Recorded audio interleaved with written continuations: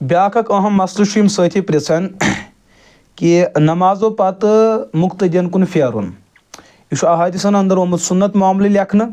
हाँ अलबत्ता पत अमूमन तकसीम करान अहनाफ हजरात तकसीम करान तो सह यह चीज़ कि यमो नमाजो पत सुन्नत नमाज छन कह तिमन नमाजन पत पजी इमामस मुक्तदियन कुन फेरुन जैसे सुबह नमाज और यह सा दिगर नमाज नमाज असर।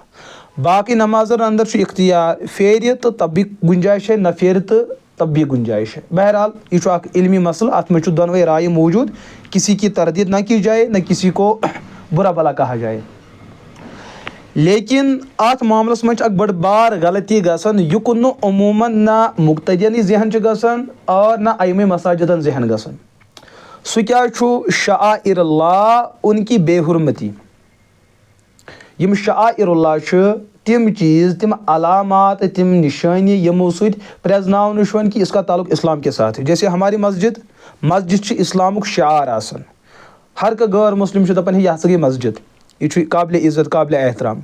तो मस्जिद अंदर युस मुसल्ला आसन यथ शे इमाम नमाज पढ़न या मुक्तदी नमाज पढ़न अमूमन सानन मस्जिदन अंदर बड़ बार गलती गसन ये यम सात इमाम सब मुक्तदियन कुन फेरी इहुन खोर किबलस कुन पेवन या दोशन कुन पेवन या खोड़ कुन पेवन। मगर यथ जय नमाज पे नमाज आसन पढ़नावन अत जय नमाज पे कुन सात मस्जिद हरामुक फोटो आसन, मस्जिद अक्सूक आसन, मस्जिद नबयुक आसन, रोज़े पाकुक आसन या अमि अलाव ति बाकी मुकद्दसात मकामात अत पे आसन बसूरत तस्वीर।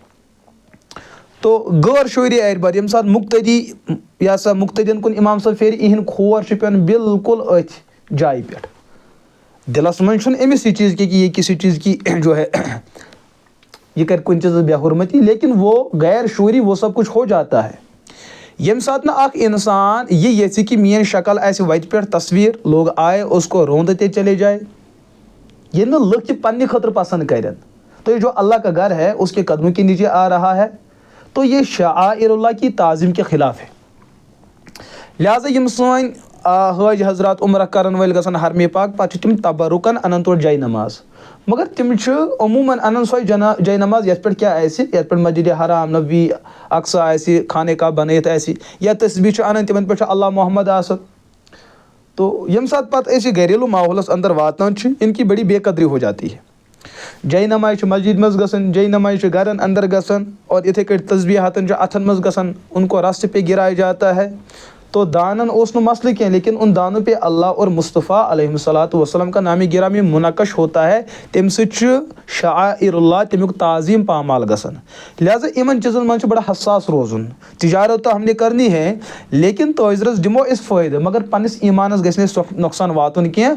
अकिस मुसलमान कौमस पज़ बड़ संजीद तो हसास रोजुन कि सोन दुनिया कित कट बन बेहतर और सोन दीन कित कट बन बेहतर। तो शाइरुल्लाह हुंद ताज़ीम लाजिम तो ज़रूरी। गैर पांस रटन निश पन तिजारत मजबूत बनावन और सानो अथो सानो खोर इस्लाम किस इज्जत पामाल करान। लिहाजा यम ति मसाजिद सानि कशीर अंदर तिमन मन जय नमाजन मुतलिक गौर करन कि सानो हरकतों तो अमलो सत अल्लाह ताला सुंद दीन पामाल गसन और इस्लामिक शाइर तिमन में बेहुरमती गसन।